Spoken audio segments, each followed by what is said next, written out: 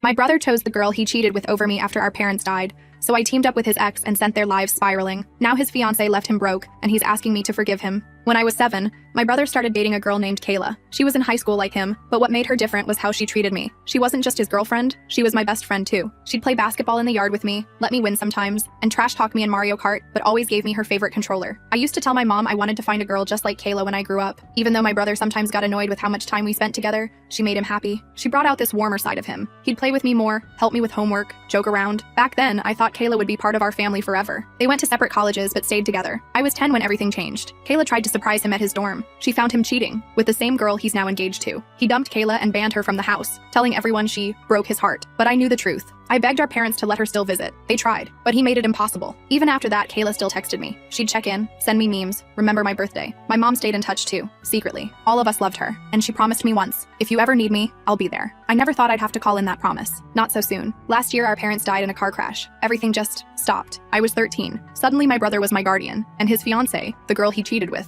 moved into our family home. That's when everything got worse. She made me clean, all of it. Scrubbed dishes, toilets, vacuumed. I wasn't allowed to touch the TV unless she said so. She made me cook dinner, but I barely knew how. My mom used to say I was too young for the oven. One time, I burned a grilled cheese and she laughed in my face. I kept texting Kayla. She was the only person who made me feel seen. She'd walk me through recipes, help me with homework, even Venmo'd me once when I didn't have lunch money. But then, my brother's fiancée found my phone. She went through it, saw the messages, and exploded. She screamed that I was disrespectful, that I had no right to talk to someone she didn't approve of, that in her house I needed to follow her rules. I told her through tears that it was my parents' house. She slapped the phone out of my hand. We argued. My brother came home. She told him I was being disobedient. He told me to leave, said I should give her space, that I was being immature. I didn't know what to do. So I called Kayla. She answered on the second ring. I didn't even have to finish my sentence. She said, I'll be there in 10. She picked me up in pajama pants and slippers. Didn't even wait for me to pack. She bought me an air mattress, let me pick out the sheets, bright teal, with little stars. We had a girls' day at the mall. She got me socks, face wash, a hoodie that says, hot chocolate over everything. We got frozen yogurt and she just listened. I told her I felt invisible since my parents died, that I didn't think my brother ever wanted me around. She nodded. Kayla looked at me over the rim of her mug and said, if you could do anything to make yourself feel better, what would it be? I didn't hesitate. I just want them to feel as small as they made me feel. She nodded, set the mug down, and smiled. Then let's do something about it. We both knew we had to be smart. No social media, no texts, no paper trail, nothing that could be pinned on us. Just enough chaos to shake their picture-perfect little world. The plan started with something simple, noise complaints. Kayla knew one of her old friends who still lived near my parents' house. Every other night, she'd file a complaint anonymously. Loud yelling, domestic disputes, suspicious activity. Each call was vague, but serious enough for the cops to knock at their door repeatedly. Next, we tackled the one thing Jerry's fiancée actually cared about, status. She was planning a massive engagement dinner at a swanky restaurant, something my parents would have hated, but Jerry didn't care. Kayla made one call, a fake catering inquiry, then another, and another. Until the restaurant's schedule was so tangled, her reservation got dropped entirely. No refund, no rebooking, just a full room and nowhere for them to host it. A few days later, Kayla sent a gift to their house with a note that read, to the grieving girl who lost her moral compass. We're so sorry for your loss. A friend. It rattled them. I know because my brother called me that night furious. Did you put Kayla up to this? He barked. I'm not allowed to talk to people you Jerry'd approve of, remember? I said sweetly before hanging up. But it didn't end there. The last part of our plan took a little more effort. Kayla knew Jerry's fiancé had applied for a scholarship program to go back to school. She needed glowing references from people in the community. So we made a few calls, anonymously of course. We let them know about the unpaid fines she had from previous apartments, about the little scam she'd run during COVID selling fake designer bags online, about the way she was currently caring for a minor. Her application got flagged. She didn't know why, but I did. And the best part? None of it could be traced back to us. The next time I saw my brother, he looked tired. As for me, I'm finally sleeping through the night. Kayla and I haven't said it out loud,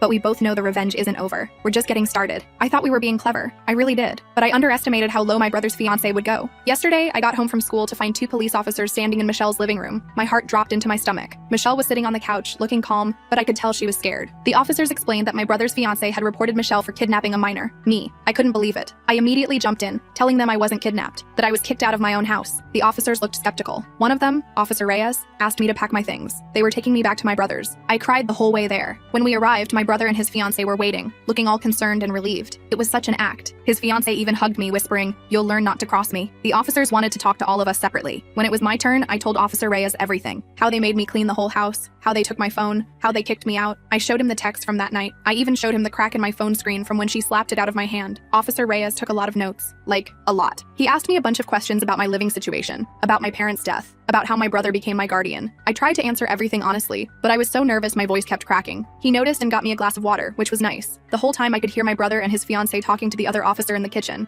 their voices rising and falling like waves, sometimes crashing loudly against the walls. After about an hour, Officer Reyes stepped out to talk to his partner. I sat alone in the living room, staring at all the family photos my brother's fiancée had rearranged. She'd put away most of the ones with my parents, and put up a bunch of her and my brother. It was like she was trying to erase my parents from their own house. I ran my fingers over the dusty outline on the wall where my favorite photo of mom and dad used to hang, the one from their 20th anniversary where they were dancing and laughing like teenagers. When the officers came back in, they looked serious. Officer Reyes told my brother they needed to conduct a formal investigation into the situation. His fiancée started protesting immediately, her voice rising to that shrill pitch that made my teeth hurt. She was saying I was just a troubled teen making up stories because I was jealous of their relationship. I almost laughed out loud at that. Jealous? Of them? Yeah, right. Jealous of how she controlled him like a puppet? Jealous of how they treated me like an unwanted houseguest in my own home? The officer said they'd be in touch and left. As soon as the door closed, my brother's fiancée turned on me, her face flushed with anger, veins standing out on her neck. She started going off about how ungrateful I was, how she'd jerry everything to make me feel welcome, how I was trying to ruin their lives. My brother just stood there, shoulders slumped, letting her rant. I noticed he wouldn't look me in the eye, just stared at the floor like the pattern in the carpet held some secret escape route. I went to my room and locked the door, leaning against it and sliding down until I hit the floor. My heart was pounding so hard I could feel it in my fingertips. I texted Michelle everything that happened. She told me to document everything, take pictures of the house, record conversations if I could, keep track of what they made me do. She said we might need evidence later. Smart, practical Michelle. She'd been my rock since my parents died, the big sister I never had. That night, I barely slept. I could hear them arguing downstairs, their voices seeping through the floorboards like toxic gas. At one point, I heard my brother say something like, maybe we should just let her go, and his fiancée practically screamed at him. I recorded some of it on my phone, just like Michelle suggested, huddled under my blankets with the device clutched in my trembling hands. The next morning, things got even worse. My brother's fiancée woke me up at 6 a.m., yanking the covers off my bed with such force that I nearly tumbled onto the floor. The cold air hit me like a slap. She had a list of chores for me to do before school, her handwriting sharp and angry on the paper she thrust at me. When I said I needed to get ready for class, she said I could go to school when the house was clean. Her smile was all teeth and no warmth. I ended up missing my first 2 periods because she made me scrub the kitchen floor on my hands and knees,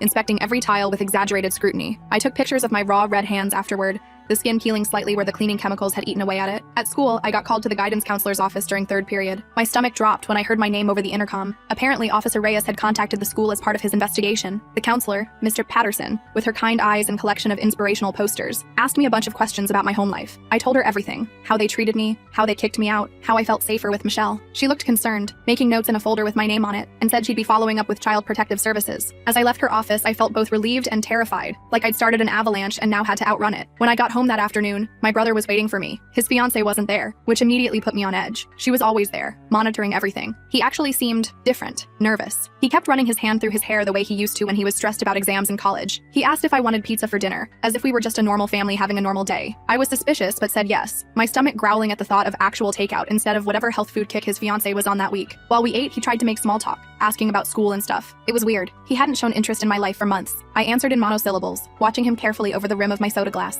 The pizza sat heavy in my stomach as I waited for whatever was coming. Finally, he got to the point, setting down his half-eaten slice and clearing his throat. He said his fiancée was really stressed about the police investigation and the call from my school. He said maybe we could work something out where I'd tell everyone there was just a misunderstanding. In return, they'd ease up on the rules at home. His eyes were pleading, but there was something else there too. Fear. I asked him point blank if he remembered kicking me out. The words hung in the air between us like a challenge. He stammered something about how I'd misinterpreted what happened, his gaze sliding away from mine. I pulled out my phone and played the recording I'd made that night, where he clearly told me to leave. The color drained from his face like someone had pulled a plug. Where did you get that? He asked, his voice barely above a whisper. I recorded it. I record a lot of things now, I told him, trying to sound confident despite my racing heart. It wasn't entirely true, but he didn't need to know that. The bluff seemed to work. He looked at me like he was seeing me for the first time. He got quiet after that, pushing his plate away and staring out the window at the darkening sky. When his fiancée came home, they had another argument in their bedroom. I could hear the muffled sounds through the wall, her voice rising and falling dramatically, while his remained a low, constant murmur. I heard my name a few times. I texted Michelle updates throughout the night, my phone glowing under my blankets like a lifeline. The next day, a woman from CPS came to the house. Her name was Barbara, and she had this calm, no-nonsense vibe that I immediately liked. Her gray-streaked hair was pulled back in a neat bun,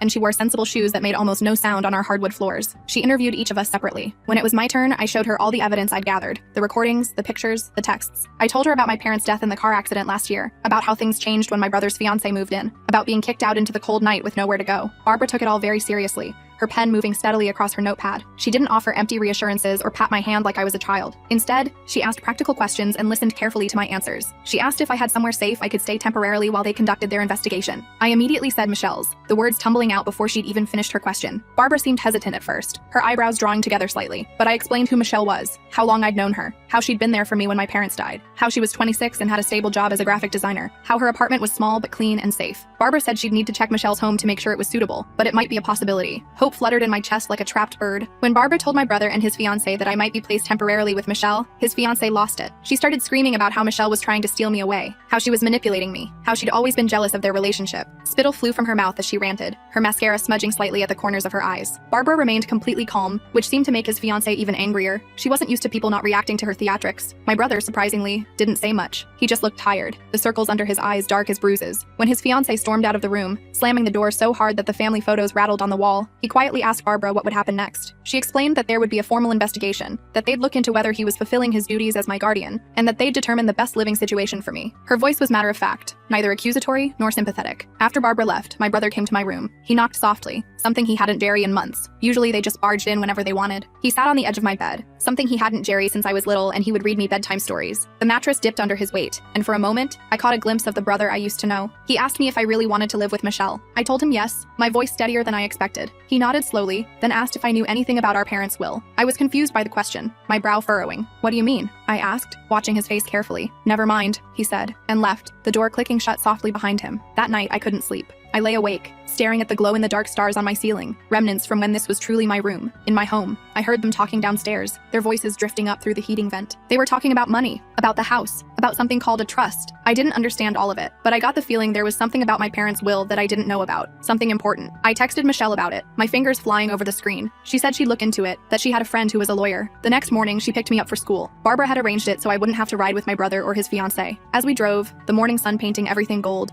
Michelle told me she'd found something interesting. Apparently my parents had set up a trust for me. The house was supposed to be kept until I was 18, and there was money set aside for my care. My brother was the trustee, which meant he was in charge of managing it, but he couldn't just use it however he wanted. It was meant for me, for my education, my needs, my future. Do you think he's been using my money? I asked, my voice small in the quiet car. Jerry, no, Michelle said, her hands tightening slightly on the steering wheel. But we're going to find out. After school, Michelle took me to meet her friend, a lawyer named Jeremy. He was younger than I expected, with glasses and a friendly smile that made the corners of his eyes crinkle. His office was small but neat, with law books lining the walls and a desk that looked like it had seen better days. He explained trusts and wills to me in a way that actually made sense, using analogies about safes and keys instead of legal jargon. He said if my brother wasn't using the trust properly, there could be serious consequences. Jeremy helped me draft a letter requesting information about the trust. He said as the beneficiary, I had the right to know how the money was being used. We sent it certified mail so my brother couldn't claim he never received it. As we watched the postal worker stamp the receipt, I felt a strange mix of power and sadness. This was my family we were talking about, what was left of it anyway. 2 days later, Barbara called. She said based on her initial findings, she was recommending I stay with Michelle temporarily, while the investigation continued. She'd visited Michelle's apartment and found it suitable, clean, safe, with a proper bedroom for me. She'd also run background checks and everything came back clean. I was so relieved I started crying, right there on the phone, tears streaming down my face as I thanked her over and over. When I told my brother, he just nodded, his face unreadable. His fiancée wasn't home, which was probably for the best. I imagined her reaction, the screaming, the accusations, the drama, and was grateful for her absence. My brother helped me pack more of my things, which surprised me. He carefully folded my clothes, wrapped my framed photos in t-shirts so they wouldn't break, and even found my old stuffed bear that had been missing for months. As I was gathering my stuff, he asked me about the letter. I got your letter about the trust, he said quietly, handing me a stack of books. And? I prompted, trying to keep my voice steady. He sighed, a deep sound that seemed to come from somewhere hollow inside him. I'll get you the information. Just give me a few days. I nodded and continued packing, not trusting myself to speak. Before I left, he awkwardly gave me a hug. It was the first time he'd hugged me since our parents' funeral. He smelled like he used to, before her, like mint gum and that specific laundry detergent he'd always bought. For a moment, I let myself lean into it, remembering the brother who had taught me to ride a bike and helped me with my science fair projects. Living with Michelle was amazing. Her apartment wasn't big, just a 2-bedroom in an older building downtown, but it felt more like home than my actual house had in months. The walls were covered in her artwork and photographs, splashes of color everywhere you looked. She made sure I had everything I needed for school. We cooked dinner together every night, laughing as we experimented with recipes. She helped me with my homework, especially math, which had always been my weakness. It was like having a big sister, the kind I'd always secretly wanted. A week after I moved in with Michelle, Jeremy called us. My brother had sent over the trust information, and it wasn't good. He'd been using the money meant for my care to pay for his fiancée's credit card debt, their vacations,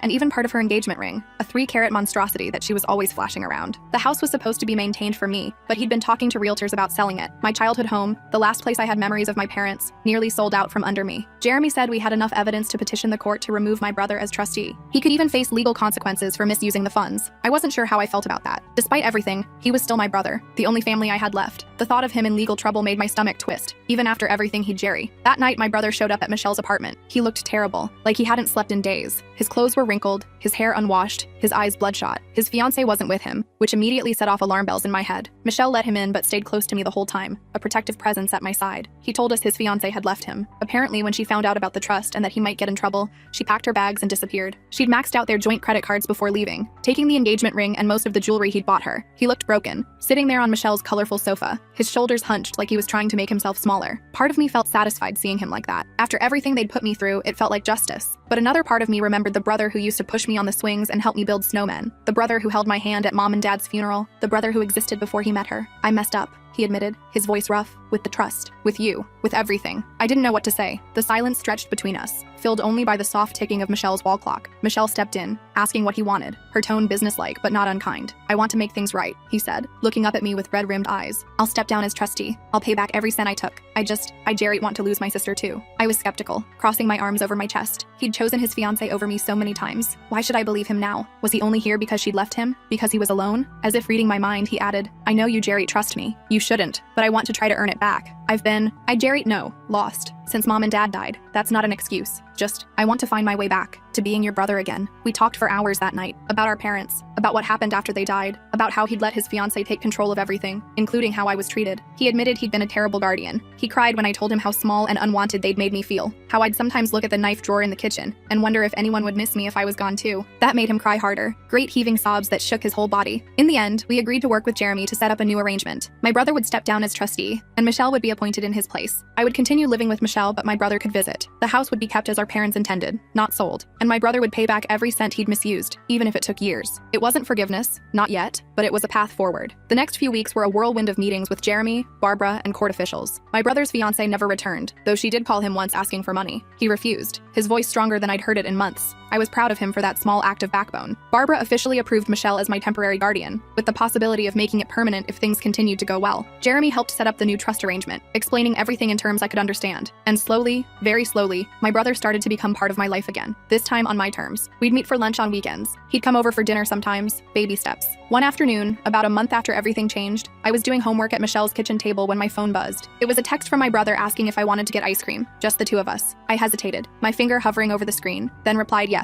We met at the ice cream shop where our parents used to take us when we were little, the same faded awning, the same bell that jingled when you opened the door. He got chocolate chip, I got mint chocolate chip, just like we used to. We sat outside on a bench, not talking much at first, watching kids ride bikes down the street and dogs pulling their owners along the sidewalk. Finally, he said, I found some of Mom and Dad's old home videos yesterday. I thought maybe, if you wanted, we could watch them together sometime. I felt tears prick my eyes, a lump forming in my throat. I'd like that, I said, my voice barely audible. It wasn't perfect, it wasn't even close, but it was a start. And for the first time since my parents died, I felt like maybe, just maybe, things could get better. Like the world wasn't just an endless series of losses. As for my brother's fiancée, we heard she'd moved to another state and was already engaged to someone else. Some wealthy older man she'd met at a resort. Good riddance. Michelle joked that we should send her a thank you card for leaving. After all, her departure was what finally woke my brother up. We didn't, of course, but the thought made me laugh until my sides hurt. That night, as Michelle and I made dinner together, chopping vegetables side by side in her tiny kitchen, I realized something. The revenge we'd planned had worked, but not in the way we expected. We wanted to make them feel small, to shake up their perfect little world. We succeeded beyond our wildest dreams. Their relationship imploded. The truth about the trust came out. My brother had to face what he'd Jerry, but the best revenge wasn't making them suffer. It was me finding happiness despite everything they did. It was me building a new family with Michelle. It was me giving my brother a chance to redeem himself, on my terms.